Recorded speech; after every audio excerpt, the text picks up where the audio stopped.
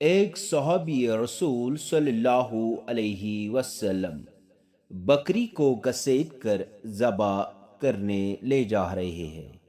حضور اکرم صلی اللہ علیہ وسلم نے صحابی رضی اللہ تعالیٰ عنہ سے فرمایا کہ آپ اس کو نرمی کے ساتھ لے کر جاؤ، اور بکری سے کہا کہ تو اللہ کے حکم پر صبر کر۔ تو بکری نے میں کرنا بند کر دیا۔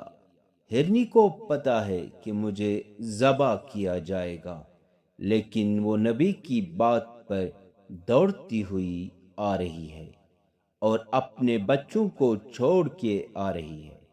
آپ صلی اللہ علیہ وسلم نے اس سے باندھ دیا اور خود وہی کھڑے ہو گئے۔ تھوڑی دیر ہوئی تو وہ صحابی آ گئے جو شکار کر کے لائے تھے۔ آپ صلی اللہ علیہ وسلم نے فرمایا، بھائی، میں ایک سفارش کرتا ہوں، میں ایک درخواست کرتا ہوں۔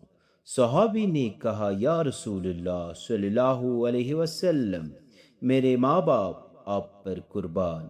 آپ نے فرمایا، اس کو کھول دے اور مجھے ہدیہ دے دے۔ پھر اس صحابی نے اس ہرنی کو کھول دیا، آپ صلی اللہ علیہ وسلم کے حوالے کیا۔